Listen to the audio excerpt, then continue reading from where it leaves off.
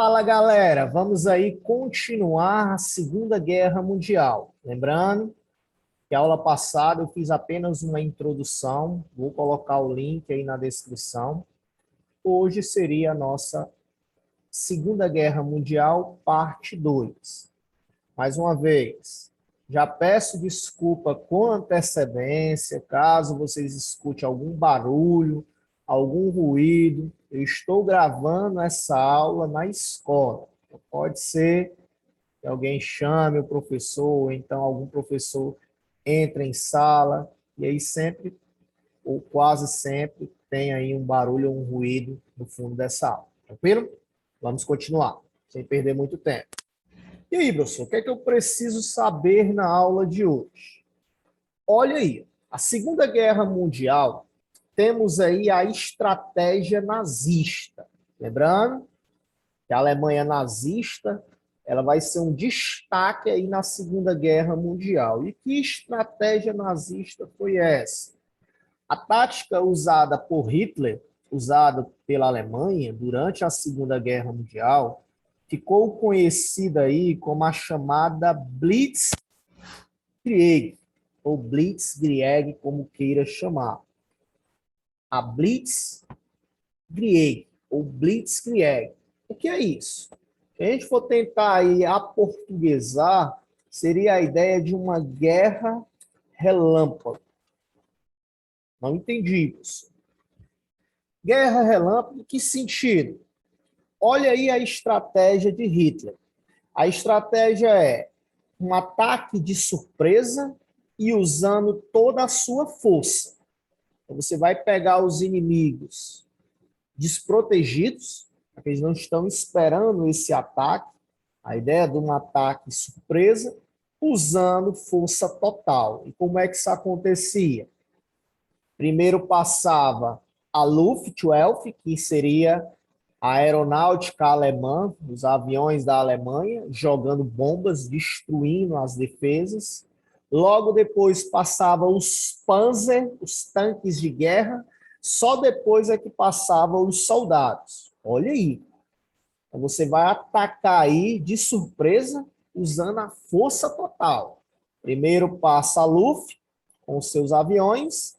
Depois os Panzer, os tanques de guerra. Só depois é que passa a infantaria, os soldados, basicamente tirando aí os corpos, a destruição do meio do caminho, né? Então, foi assim que Hitler usou aí, durante a Segunda Guerra Mundial, as suas forças, né? Foi essa a estratégia usada por Hitler.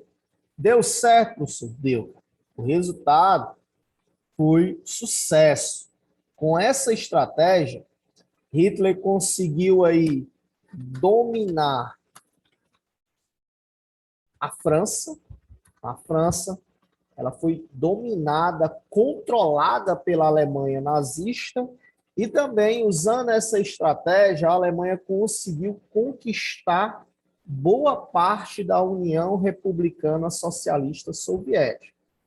Então, para acabar a guerra, faltava apenas dominar a Inglaterra. Lembrando que os aliados eram formados por França, União Soviética e Inglaterra. Então, para a guerra acabar, faltava basicamente Hitler dominar, conquistar a Inglaterra. Isso aconteceu?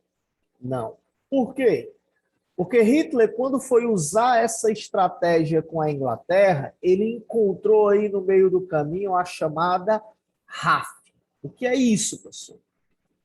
Seria a sigla para dizer Royal Air Force. Eita, professor, o inglês está em dias. Só que não. A Royal Air Force, eu acho até que tem um L aqui, não sei. Vou deixar sem F.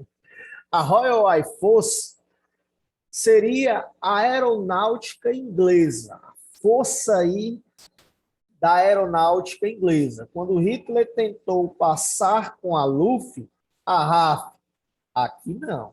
Aqui você não passa, não.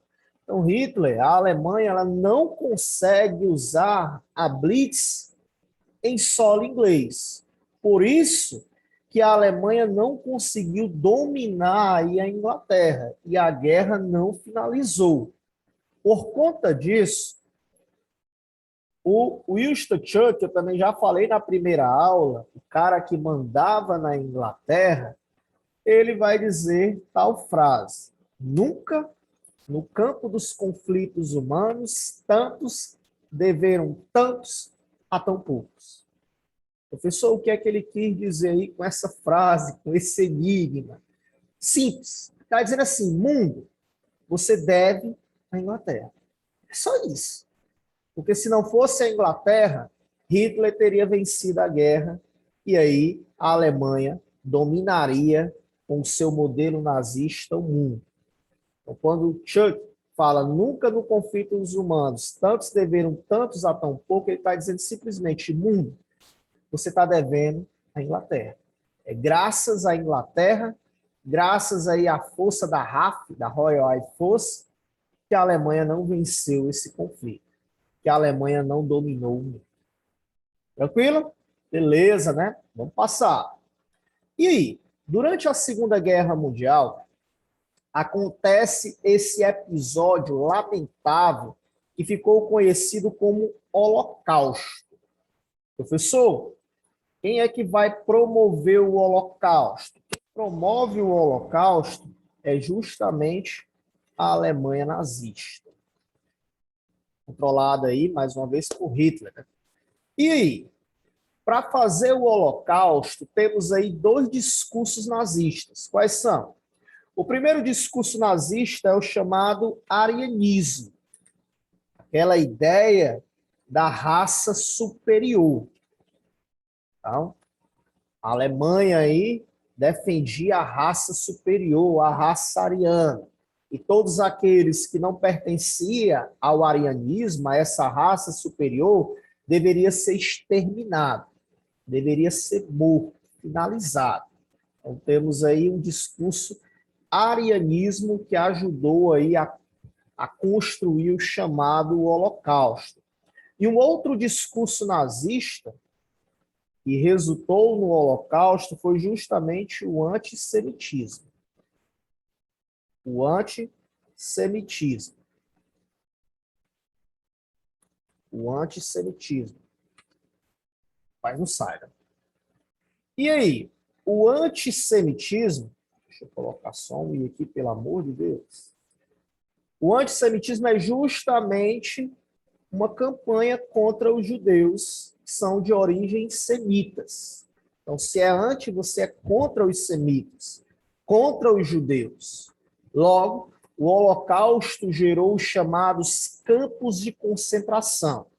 Então, esses campos de concentração seriam para colocar, basicamente, todos aqueles que não eram arianos, principalmente os judeus.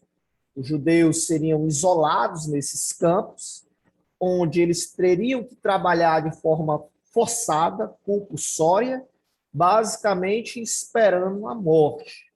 Então, os campos de concentração isolavam, vou botar aí principalmente os judeus.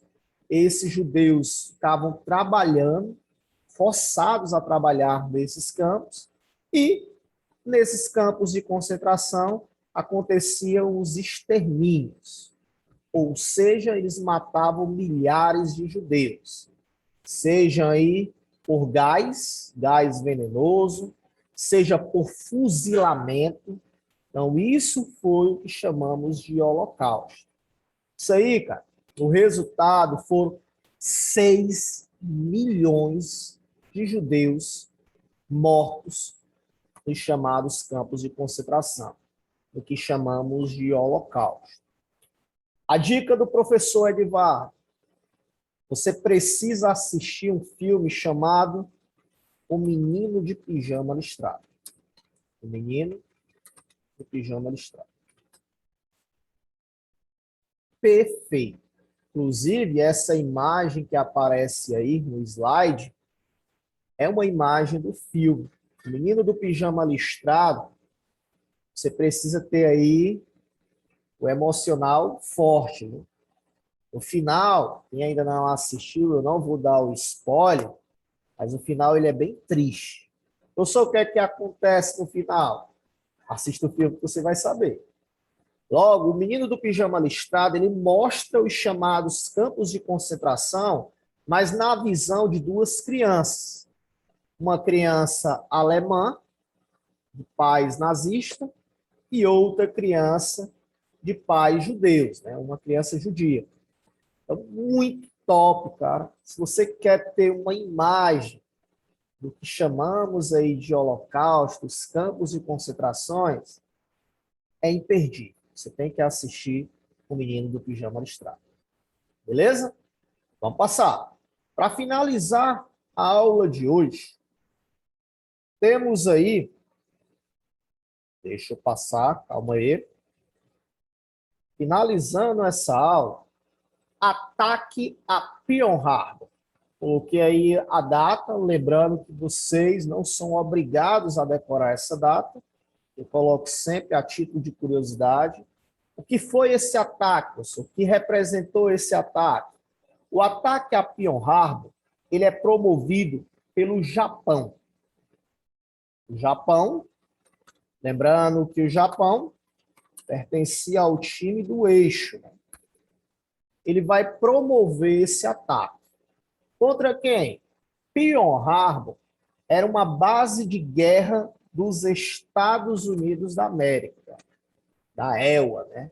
Então, Pearl Harbor era uma base de guerra dos Estados Unidos da América. O Japão vai promover um ataque a essa base de guerra norte-americana. Por quê?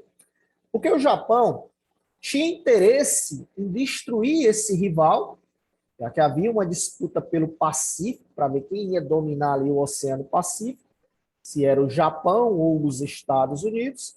E também o Japão lembrou lá da Primeira Guerra. Os Estados Unidos entram no final da guerra, do lado da Inglaterra, e vira o conflito, né? Promove a virada. Então, qual era a ideia do Japão?